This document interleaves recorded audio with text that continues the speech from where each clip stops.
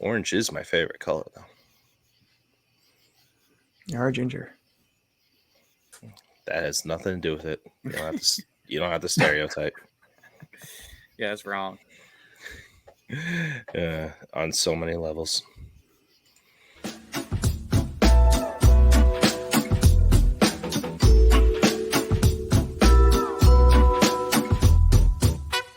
Do the curtains match the drapes?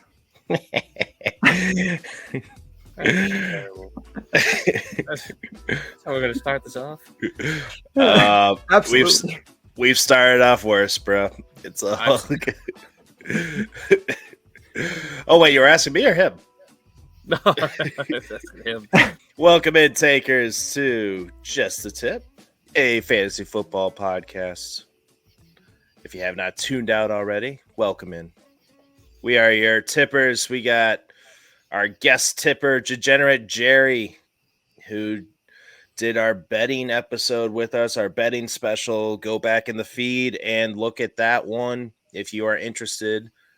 We got some great tips, some juicy tips, some risque tips, which we'll get into today too for fantasy starts and sits.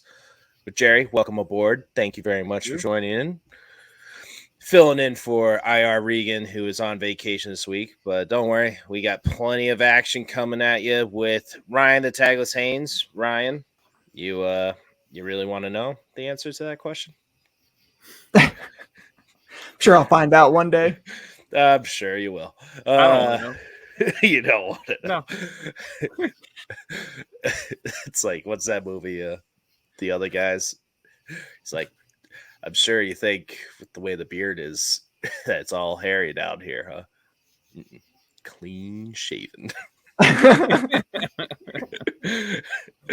Alan. All right. Let's get into this, takers. We are going to get into week 1 starts and sits. We got a little bit of news, little injury updates in the Hurt Locker.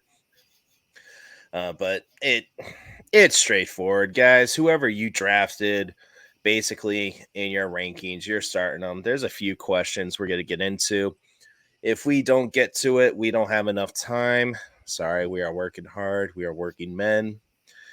And you guys are working men and women out there. You don't have time to listen to all that. But if you have any custom tips that you need, slide in our DMs, Just a Tip FFP, or comment on YouTube, Just a Tip FFP as well. Like and subscribe.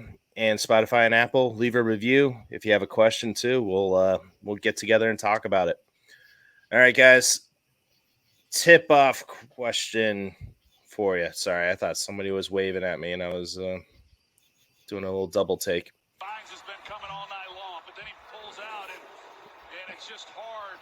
It's been a while since he's seen a hole that big. But it was the TV behind Ryan, so I was like, wait a minute. I thought somebody was waving. All right. Real simple, guys. Tip-off question will be Thursday night's game. We are recording on Monday night, guys, so September 4th.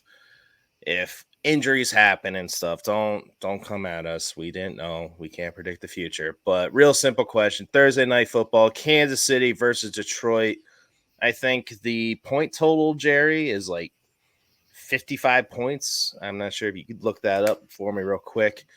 But obvious starts is Patrick Mahomes and Kelsey, obviously.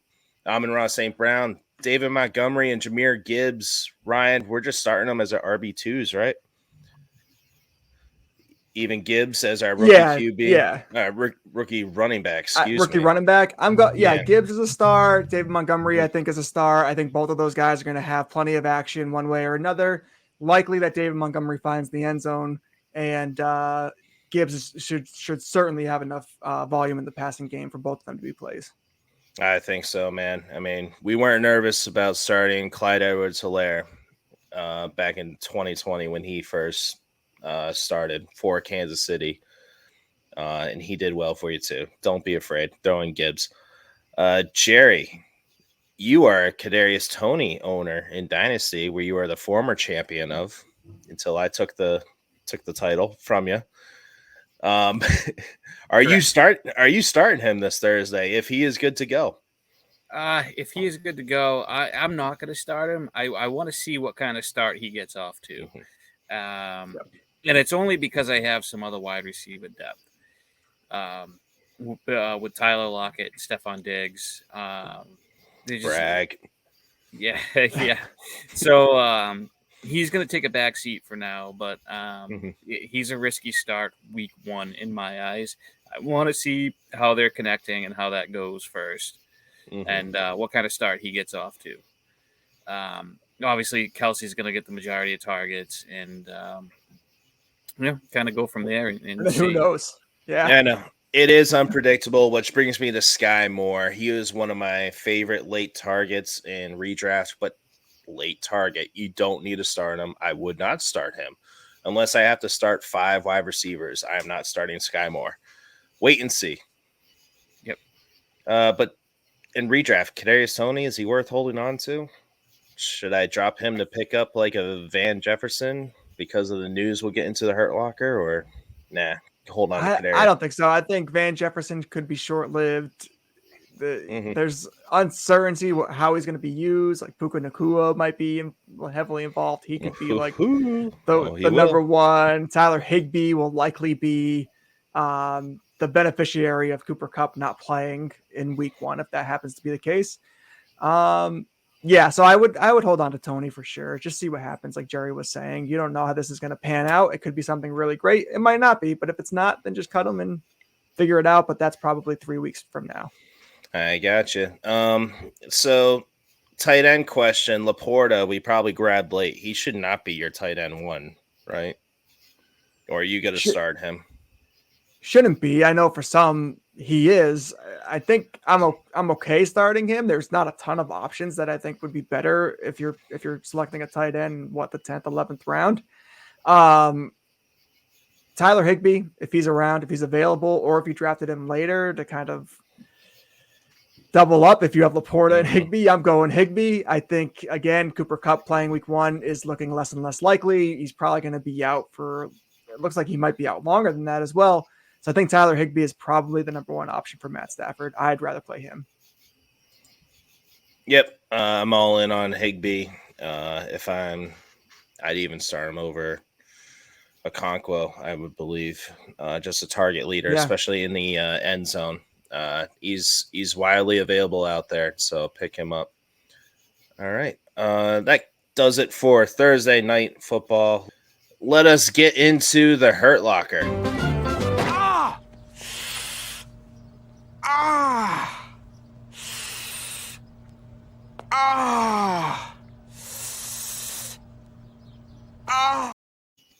You almost let the whole thing play out. No, I didn't. I was waiting. I clicked like 5 times trying to get it done. All right. I'm like, we got a lot to get to. Mark Andrews, tight end for Baltimore. He did not practice today. I'm sure it's just precautionary, but keep an eye on that. Cooper Kupp, as we mentioned, he saw a specialist up in Minnesota, Montana, one of those states up Minnesota. there. Who cares? No specialist in Montana. There's definitely not, unless you're from Buffalo or something. Week 1, I don't know. Week 1, not looking good. We're not starting anybody else besides Higbee for the receiving options. Wait and see. Right, Ryan? Yeah, absolutely. For the Rams. Yes, Sorry. and Mark Andrews is expected to practice on Wednesday. That's the last report that I saw. Yeah, they're going to wait a bit. So George Kittle, tight end for San Francisco. He has been hitching a ride with the struggle bus to practice every day. If he's active, you're playing him. Like, this is what happens when you draft him. You have to deal with this every single week. Yes. If he's active, you're playing him. That's a risk you take, but don't get cute and play like a Sam LaPorta and figure out like, hey, maybe even Higbee. No, you're playing Kittle if he's active. So maybe get a backup for that Sunday matchup.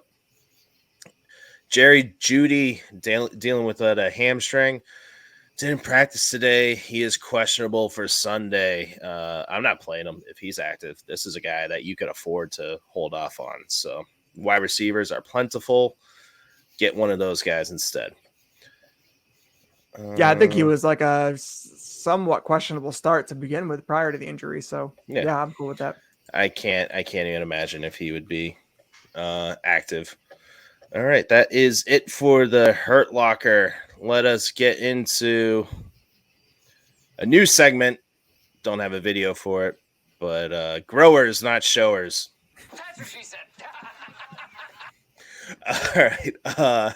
Do you need a video for that? I guess we could we could bypass that one. Do you want me to take a video? I can take one personally. Need a video? I don't know. You guys want to show something, you can. So like I was getting at with LaPorta and Sky Moore and stuff, like we want to wait and see what they grow into at these positions. So we'll go by position here. QBs here. Jerry, Anthony Richardson. Everybody took him before like 8th round, 9th round. They probably took a backup with them too, like a Jared Goff or a Tua or a Kirk Cousins. Are we throwing Anthony Richardson in, or are we just going to play one of those other quarterbacks that we have seen as a vet and wait and see if Anthony Richardson can grow into a good fantasy asset?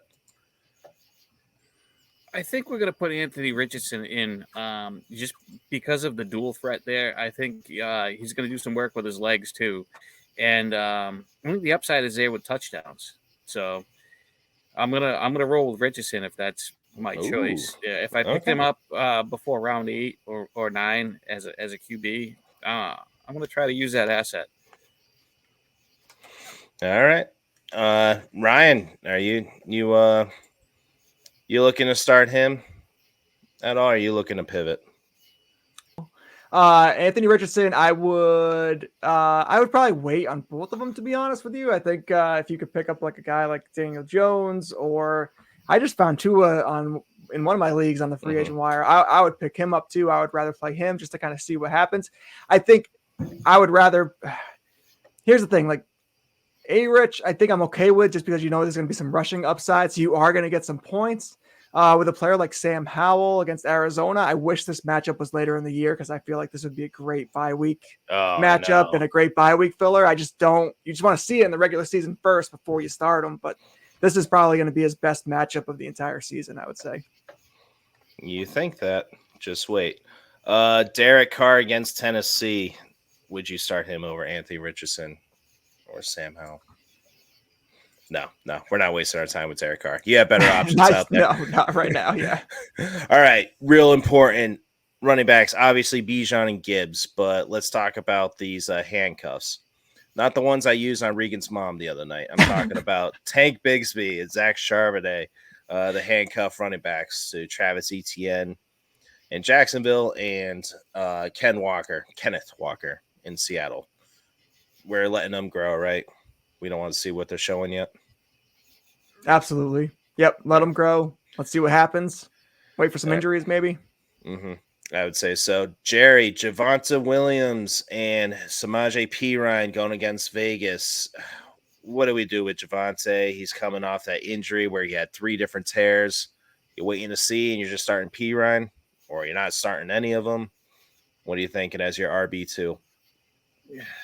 Yeah, to be honest with you, if my RB2 is Perine, I feel like I'm in trouble. But I'm probably going Perine over Javonte. Yeah, I'm going Perine over him.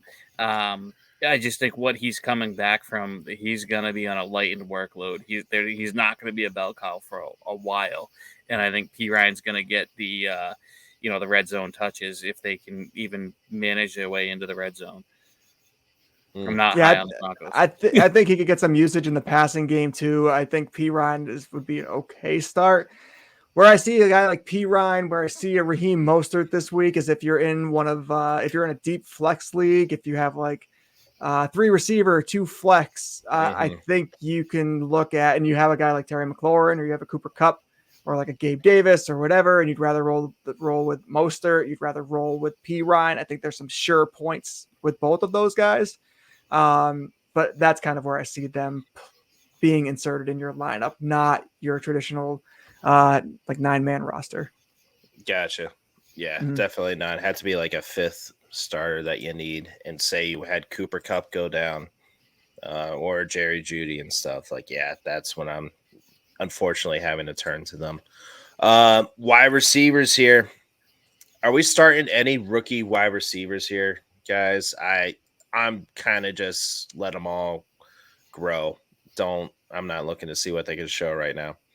Yeah, I think year after year, you kind of look at this with wide receivers, and you're going to start to see them produce more consistently, probably like week 7, week 8. I mean, think like Christian Watson last year, and when he really started to kind of blossom and like show his true potential. So I would sit and wait until you maybe see like maybe 2 weeks in a row where they can do it consistently. If you can. You can. I mean, you should be able to, but definitely not starting Quentin Johnson. Maybe Zay Flowers against Houston and JSN with his wrist. I really don't want to. I'd rather start Sky Moore Thursday night instead. Jerry, Dalton Kincaid, tight end for the Bills. Guys, he's on the depth chart over Dawson Knox. That means that he's going to get all the points, right? So lock him in your lineup as a tight end starter. He's going to get a touchdown. You think he's going to get a touchdown? Okay. He's going to get a touchdown. He's going to be a red zone target. I mean, that's pretty much all Dawson Knox was good for. So if he jumped into the depth chart, that he's going to get red zone targets. That's kind of the vanilla, straightforward offense that they use in the red zone. And they don't have a run game. They haven't had a run game in a while, so okay. No, they definitely don't have that. Yeah, they definitely don't have on that. On a points basis, so. That's what I'm taking. I think Kincaid's probably good for a touchdown a game, just because Allen's accuracy and whatnot. I don't know, Ryan. I'm nervous about rookie tight ends. Yeah, I am too, but I see what you're saying. Like Allen likes to use tight ends in the red zone, specifically like in the goal line. He could easily get a target. I mean, you probably drafted him in what, the 7th or 8th round. You're probably, if you have Dalton Kincaid, you're probably using Dalton Kincaid. You know, maybe you picked him a little bit later. I'm not exactly sure. I don't have any shares of Dalton Kincaid, so I can't tell you. A common strategy was picking 2 tight ends if you went with a rookie like Sam LaPorta or Kincaid. Then you pick like a Tyler Higbee or Juwan Johnson or somebody like that. Chiga Conquo. Like I would start those vets to see what happens. So yeah, that's not a strategy I love. I didn't use it, but I will say I do like James Cook this year. I do think there's some truth to him being utilized more as a 3-down back, and I think they're going to try to get him more involved. They have to find a way to balance that offense a little bit. I think that hindered them last year, and it's honestly hindered them for the last couple of years. This offense could be that much more explosive if they can just get the running game going. So I like James Cook this year, and I think if Damian Harris is healthy, and I'm not sure where his status is right now, but on the goal line, I could see him being used a lot on the goal line to punch in some touchdowns, maybe taking some away from that tight end position. Definitely could. But yeah, Kincaid, all the camp reports is that he's heavily involved. So go for it. It's risky, but have fun with that. All right, let's get into. All right, I think we covered mostly everything. Sexy Flexy time.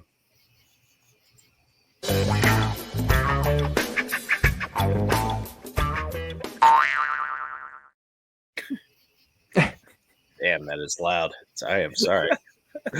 All right, this is the part where we give you just a flex position. Grab this guy. It's kind of hard to see what roster percentages are right now because games haven't really started. But these guys, for me, Elijah Moore and Romeo Doubs, you took pretty late if you lost one of those receivers like Cooper Kupp or Jerry Jeudy or maybe Treylon Burks. Maybe Terry McLaurin. Or Terry McLaurin. I forgot about him in the Hurt Locker. Thank you. Turf Toe edition. But yeah, Elijah Moore and Romeo Doubs, I like them both. They're not facing scary defenses. The Browns against Cincinnati for Elijah Moore, Doubs against Chicago. They are both involved in the 2-minute drills during camps, and there's no good running back behind Chubb. They just traded for Pierre Strong from New England, but Elijah Moore has been getting a lot of opportunities out of the backfield as well. So look for one of those jet action Jet motion action. Wow, Jesus Christ. Jet action, jet motion, all the same. Jet motion handoff at the goal line is what I'm trying to say, and punching into the end zone. So you got to get like a 10-point spot in your flex if you play one of these two. Ryan, who you got? I like those guys as replacements for one of those receivers. I also am rolling with this week. So you asked the question before about rookie receivers. I do have a few in our home league. So Jordan Addison was going to be my second flex, and I didn't love that for week 1. So I'm rolling with Brian Robinson. I think the more Commanders you have against the Cardinals, the better. Okay. Yep. Even though the Cardinals were kind of middle of the pack last year with their rush defense, they allowed the 6th most rushing touchdowns. I do think he finds the end zone this week. I do think he breaks off a couple of big runs. He did have 18 runs past 10 yards last year. So I like Brian Robinson against this Arizona team for the running back position. Okay. Nice. Air flex. Yeah, for a flex spot, definitely just running out the clock later on. I can see that happening. Yep. Jerry, who is somebody special that you are starting in your flex position that you think others that the taker should start? Well, guys, not to brag, but I mean, it's sitting in my flex right now. I have Metcalf and Mike Evans. Okay, that's that is a sexy flexy. That is very sexy. If one of those guys go down, we already brushed on this. I can plug some IJP Ryan in, and I'd be okay with that. There you go. I got a little depth there. Bastard, man. I want Mike Evans as my second flex. Second flex. I had a draft where I went like 6 wide receivers in a row, and 2 of them were Terry McLaurin and Jerry Jeudy. So that's not working out for me so well, unfortunately. All right. And we really don't have to, but it's kind of fun. So we're going to do it anyway. That's what she said. Tipping ain't easy. All we do is sit around here and guess what a bunch of little pricks are going to go and do out there. Then we come back at half time and we complain because they didn't do exactly what we thought they'd do. All right, takers. This is more of a segment during the season when there's bye weeks happening, and you have to scrape the waiver wire to get some of that extra juice at the bottom of the container to get some sustenance. What am I trying to say? Go to bed. Oh my god. Anyway, this is the time that you would usually during bye weeks scrape the bottom of the barrel to get somebody off the waiver wire to fill in, but this is somebody that you got late in drafts, and it's totally okay to flex him that not many people are talking about. Michael Thomas, go ahead and flex him. And his first 3 games last season, all that he played, he was looking good. All the reports are saying that he's rejuvenated. He's playing very well. He had 5 receptions in each of his last 3 games last year. He had a 2-touchdown game, then a 1-touchdown game. I think he's going to be this great 1-2 punch with him and Chris Olave down there in New Orleans. So if I am looking for a flex and I'm on the line with Elijah Moore and him, I'm probably going to go with Michael Thomas because I've seen that he can be a top end wide receiver 1. So give me that action with Michael Thomas. Yeah, I should have flipped these 2. Brian Robinson probably would have been more in the Tippin ain't easy, but sticking with the Commanders, I'm going to Jahan Dotson. I think you got to get him in your lineup, especially if McLaurin's going to be out. Signs are kind of looking like he is trending towards being out week 1, Terry McLaurin. So the Cardinals were tied for allowing the 2nd most receiving touchdowns last year. They allowed the 3rd most receptions, and this doesn't really apply to Jahan Dotson because he's not really a yak guy. But their tackling was absolutely gross. They allowed the most yards after the catch by almost 200 yards last year, leading the league. This is a bad secondary, and I think Sam Howell, Jahan Dotson, they can make some magic happen. Play Sam Howell in some DFS lineups. Yes, please. absolutely. Target that weak defense. Super flex, throw in Sam in your super flex lineup. Jerry, would you like to put your tip out on the line for all the takers to get at? Yeah, guys. If I have a couple guys go down and I need a flex player, I was actually able to pick up Allen Lazard off of waivers. Okay. Yeah. And he's going to be – he has the inside path right now to be the second wide receiver in New York. And he's got that familiar connection with Rodgers. So if he's sitting on waivers, you can grab him and use him for a bye week. I plan on probably playing him a couple of matchups this year. To cover bye weeks and whatnot. He's got the inside track to be the number 2 wide receiver. And I was able to cover a mistake pick that I made at the draft by dropping that mistake and picking up Lazard. Yeah, there you go. And I think that he's a guy too that can kind of be like Elijah Moore or Romeo Doubs, where if you're out on Cooper Kupp, if you're out on Jerry Jeudy, and you need a plug and play, and you're thin at receiver, Allen Lazard is a good play. You went heavy running back, high T, and then you need that wide receiver because you're down to 3. All right.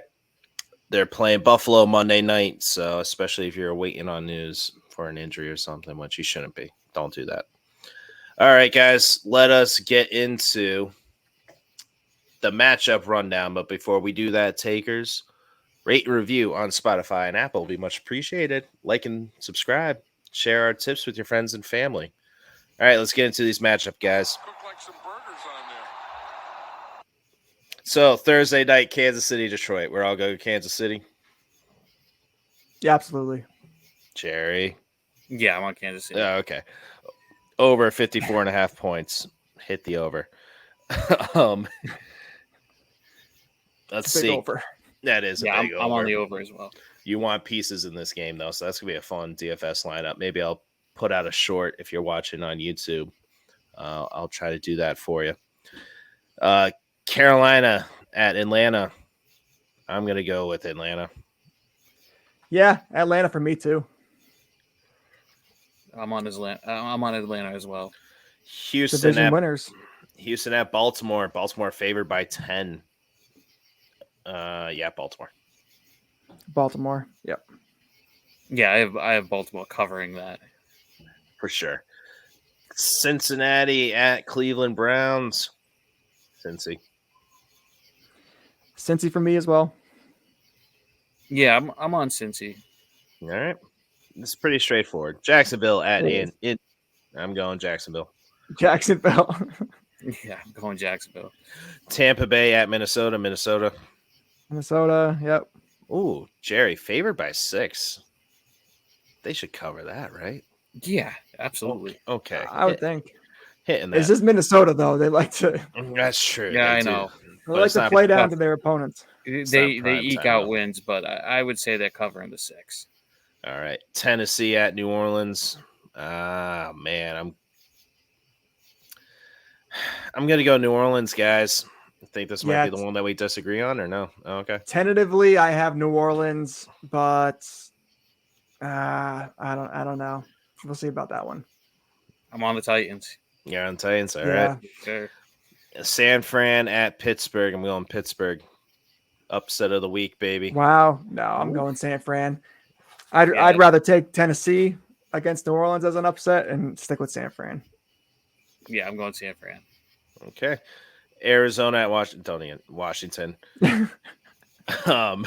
Green Bay at Chicago. Now this is different. Chicago favored by 1 point, so pretty much a pick 'em. Yeah, I went Chicago. Going Chicago.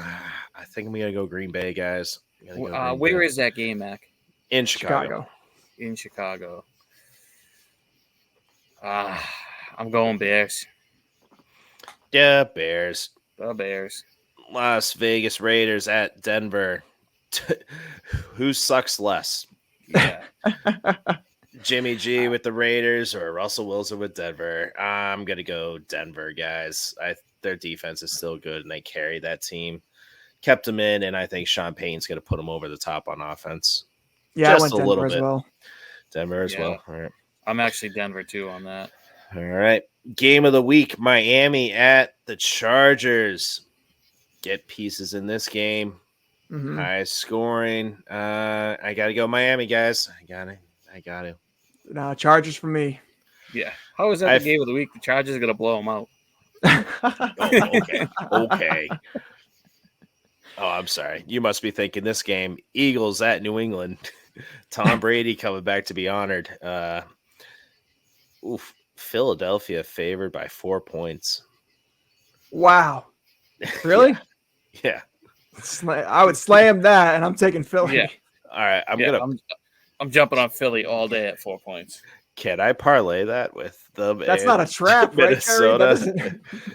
I'll tell you, it almost feels like a trap, but there's a lot of people are just saying the Eagles with their Super Bowl hangover, and it is a trap game, and that New England's got to cover. I think there's just a lot of sharps, a lot more people with money up in New England that are homers that are laying it down on the pads and keeping that number down. Agree. The Rams at Seattle. I'm going Seattle. Yep. Dallas at the Giants. I gotta go Dallas. I went Dallas. This is a game the Giants need, though. I gotta go Giants on this, just because I feel like that is the Super Bowl winner is gonna start out that way. Huh? That is the real hard matchup for Dallas that they can't seem to get past, or that they just barely get past when they do. I'm gonna go Giants on that. I don't think Dallas starts off as strong as they finish. Okay. All right, then Monday night, Buffalo at the Jets. This one, guys, I cannot make up my mind on. I think because of the unknown of the Jets, I got to go Buffalo just because I don't know. Yeah. I haven't seen the Jets yet. And usually the team coming off Hard Knocks usually loses their opener. So I got to go Buffalo. Prove it to me first, and then I'll pick you. I'm going Buffalo. I think Jets are growers. The growers, not showers. Okay, awesome. Well, thank you very much, Jerry, for joining and pinch hitting, coming off the bench all night long for IR Regan. It was a big hole. It was a big hole that it had to fill. But we could just never doubt your his ability to suck in these balls. Thank you very much, and takers, if you could. Like and subscribe and follow us on our socials for those bonus shorts and reels that aren't always necessarily on these episodes. So make sure you get in on that action. I don't think we need to do leftovers, guys, unless you want to. You guys have anything to add? No, happy football season. Enjoy the game Sunday, and hopefully it works out for you. All right, we'll do that as a leftover. What's your opening day meal? What are we doing? We doing wings? What are we doing? Is there a big party happening, or we don't have to go pumpkin picking yet, do we? No, not yet. Okay. No, my wife's gonna be on her way to Florida. She's on a little road trip, and it should be me and Paige. So yeah, that's awesome. I think I'm gonna hit up one of the in-laws or grandparents. All right, somebody can babysit. Game at Ryan's house, party at Ryan's house, baby. Heck yeah, man. I have to call out of work in 2 weeks for the New England Miami game Sunday night. So I was trying to get tickets, but they're too expensive. Ugh. I don't make that money. They ain't worth it. Good night, takers. Your mom's worth it.